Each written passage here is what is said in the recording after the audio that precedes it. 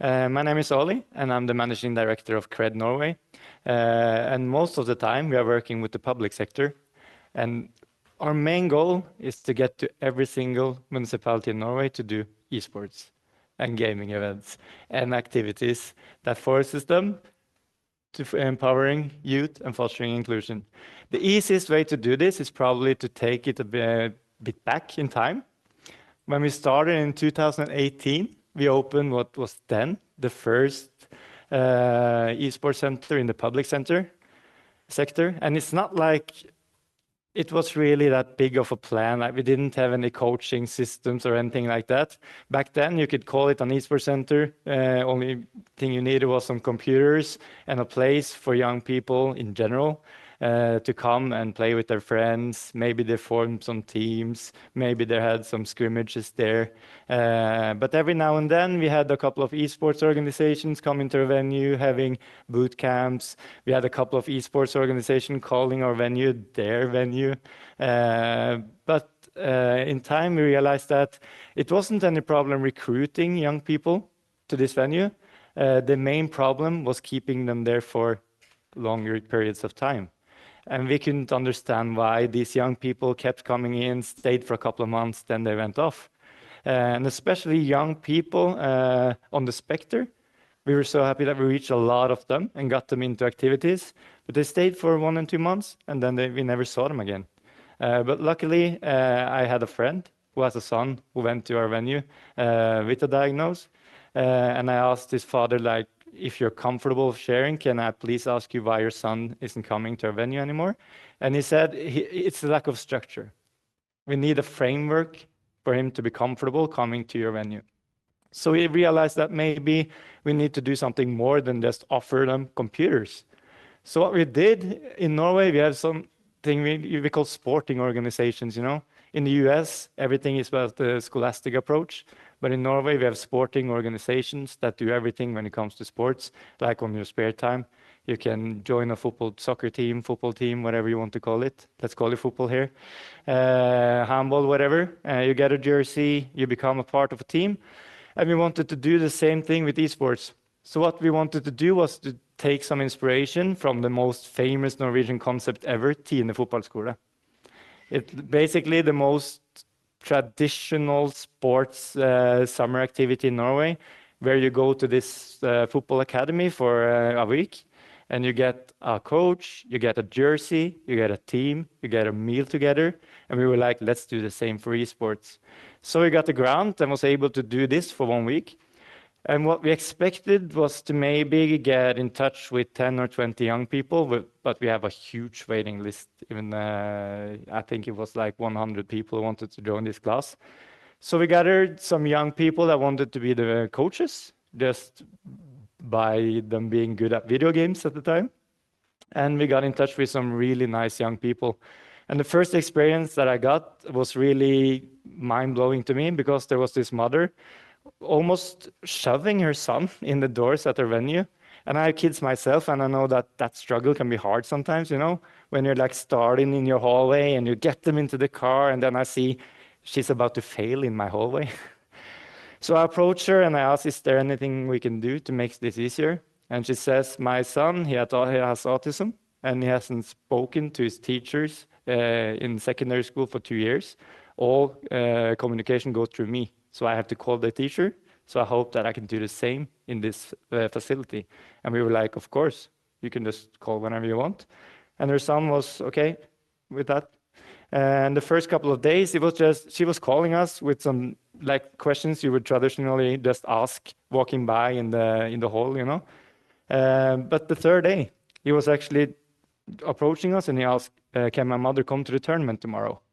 And we were like, yeah, of course, that's cool. And we were like, hey, crack the code with that one. And then I saw his mother was coming to get him. So I was just running out there and I'm like, it's okay that you come tomorrow to the tournament, by the way. And she was like, tournament? And I said, yeah, your son asked if you could come to the tournament tomorrow. And she was just, and I'm standing there like, okay, how am I handling this? Do you want a hug? Do you want some space? And then I went back and had the meeting with my colleagues, and we were like, okay, this just happened. We have cracked the code with that one. Shall we wait maybe 1 year to do this again? or should we make this a permanent possibility for this kid? So what we did was creating this esports organization, and we called it Rotarion, and it's basically run by young people. And to begin with, it was 1 day a week, and you can see the jerseys there. And after time, they built the concept, like we had to transform the whole venue. And we got in touch with many young people who wanted to be coaches. And at first, we only had the grassroots ability that you could join the team. You could get a jersey, you can get a free meal every time you come to practice. Because for many of these young people, this is the first experience of being a part of a community. Like in Norway, most young people are in some kind of spare time activity, like in sports, traditional sports in that kind, or music or something like this. But for this group, they maybe never found that physical spot where they can feel welcome, feel comfortable, and especially not having a jersey, you know, going to school and see someone that wears the same jersey as you, that does wonders to you. And eventually we started to go on training camps, and these are the young people I helped was planning this. We are going to like the gathering, which is a huge LAN party together for 5 days. And for many of these, traveling for the first time, and especially sleeping like with 300 other young people in a Viking ship, that sounded really cool. It's not really that cool. It's an arena called the Viking ship. It was a huge step for many of them. Eventually, we started the regional academies, also based off the traditional sport system in Norway, where you have like grassroots activity that you can just join if you want to have fun, get a team, get someone to hang out with. Then we have the academy where you actually have a coach that follows up on your progression, takes it a bit more seriously. They attend tournaments, they're in the official league system in Norway, and they also go to these cups that we are hosting around our region. And then we also have the elite team, which is young people from all of Norway. We became the Norwegian champions in Rocket League. We became the Norwegian champions in Super Smash Bros. In the playoffs in Valorant. We have one of the best sim racers in Norway now, who qualified for the championships in Rally. So it started like an idea just to create an environment where the young people could, by their interest, be a part of an adventure. And eventually, we just need to create more and more roles. And what's happening now is Marius, that's standing there, one of our favorite coaches, is actually now started a school arena on daytime. So what's the thing about our place is that you can come to our place after school. You can be with your teammates, you can play games, you can have a free meal, but there's also social workers represent. So you can also talk to a grown-up about anything that worries you or just about everyday life. And those workers are also there at daytime when we have students that are on the brink of dropping out of school, or maybe some of them already have dropped out of school. They come to a venue with their teachers, they can play together, they can get coaching by Marius, they can do their hand-ins or handouts in a different way. Like for instance, you can write a review on a game maybe or something like that. And that's like how it evolved over time. I would love to speak about this for like 1 hour, but for now, I think this is like the short version. And what this has made possible for us is to extend our horizon even more, because we see this way of working is pretty unique. And I think that many other countries, and especially many municipalities in Norway, will have great results with this way of working. So like I said in the start, our main goal is to get this model out to every single municipality in Norway. That sounds like a big goal, and it is, but I'm sure that we will reach at least a portion of it. But now we also expanded our horizon to the US, because we see that we can offer some experience from Norway, and we can get some experience from the US. And as it turns like in Sarpsborg, we have a sister city in the US called Grand Forks. And in Grand Forks, you find the University of North Dakota. And at the University of North Dakota, you can find Matt Knutson, who is the next on stage. So come on up, Matt. Thank you so much. Appreciate it. So and thank you. As Ole Martin was describing all of these developments for Cred Norge, along a, at a similar time, the University of North Dakota was developing an esports program, both on the competitive side and the academic side, as well as an intramural on-campus opportunities. And so I'm an assistant professor at the University of North Dakota, where I direct the academic program in esports there. We offer a Bachelor of Science in esports, and coming soon a certificate in esports as well. And as we've talked about yesterday at the conference, in terms of the German esports collegiate scene, and Cameron was just describing the UK scene. It struck me as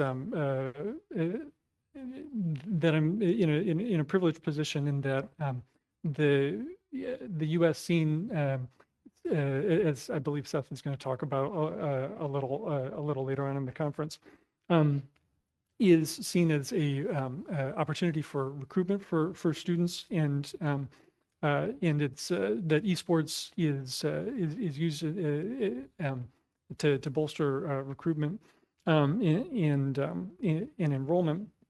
And the esports is valued within the U.S. scene, as opposed to sometimes oppositional nature of the scene in Germany, as Toby and Robin were kind of talking about yesterday. So I've been privileged to have the wind at my back, the wind at my back, in that the administration on campus has been investing in esports, and we opened a new facility last spring.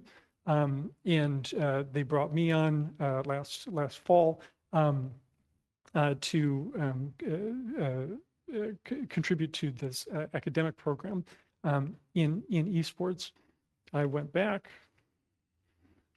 instead of forward. And part of the academic program has been cooperation with different departments around campus, including kinesiology for esports coaching, and information systems for IT, and communication for streaming media production and social media management, and notably world languages for translation. And as it happens, we have an excellent Norwegian program at the University of North Dakota. And I had no idea that a couple months into the job, Ulla Martin would reach out and say, we're interested in developing a partnership with an American school. And what a coincidence that Sarpsborg and Grand Forks happen to be sister cities. There was an existing relationship between these two cities, like exchanges of musicians and cultural exchanges that up to this point hadn't been specifically digital. And now we have this opportunity to connect with esports. That I've been very lucky that this program that you just heard Ulla Martin talk about, that is so student-centered and serving the needs of students who are at risk, serving the needs of students who may be falling into absenteeism, to bring them back into the community and to bring them back into their schools. That Ulla Martin didn't mention this before, but Cred Norge works with social workers, has social workers on staff that work with these students to do esports in a way that is centered on the individual, and centered on what their needs are, beyond just the act of competition. And so we've discovered over this conversation shared values about this, and it's been my privilege to welcome Ulla Martin and his colleague at Cred earlier this year to campus at in Grand Forks. And so fortunate to come here to visit his facilities last week, and to come to this conference here, as we've continued this kind of this burgeoning partnership. That We are working together on we've recently applied to a grant, an Udfors grant through the Norwegian Directorate of Higher Education and Skills. Had to get that right. I can't call it the Department of Education. And we've applied to this grant that would bring students back and forth from Sarpsborg to Grand Forks and vice versa. We're working with the Oswald University College to bring students who are doing like esports pedagogy to Grand Forks and talk about contemporary issues in esports, and bring students from North Dakota out here to take a class at Oswald University College and to intern at Cred Norge. It's a fantastic opportunity that we are keeping our fingers crossed about, that this would be a multi-year partnership. Additionally, as we've talked about, there's been this sister city relationship. This was taken in Mayor Buczynski's office in Grand Forks this February with Ulla Martin and his colleague, and my colleague Melissa in world languages, who teaches the Norwegian program. And we've been working with this sister city relationship to we've come up with a few ideas for digital collaborations, such as taking a page out of Cred Norge's book and working with senior communities in Grand Forks, that in addition to their work with young people, they do events with seniors, bringing Rocket League into senior centers, and getting folks to play games that they might not have otherwise encountered. And folks getting like really animated and into this, and using gaming as a way to, using esports as a way to facilitate social interaction for all ages. And so one of the ideas that we've started talking about is doing a sister city Mario Kart competition where 6 people from 3 different age groups, young folks, the elderly, the mayor, and someone of any age on one side, and 6 folks in a similar composition from the other, to have some friendly rivalry across the Atlantic. Both cities are also have also invested in drone development, and we're talking about setting up an identical obstacle course for a drone in both cities, and then doing kind of a time trial competition between the two of them. And so it's been, I've had the privilege of visiting the motherland with a name like Knutson. Maybe you guessed that I'm part Norwegian, and so I've finally been able to come here and see the land of my ancestors, and had the privilege of meeting with Mayor Arnesen of Sarpsborg, and to continue this sister city relationship. So it's been so exciting to work with Cred Norge on these opportunities, and to explore this relationship and deepen the sister city relationship, as we're also creating new opportunities for students, for those in and around Sarpsborg who may be in the future taking online classes at UND, and participating in this potential grant that would continue this cultural exchange between the two. So this is all very much in progress, and it's just the beginning, but we're excited to share this information with you, and thank you so much for your time today. Yeah.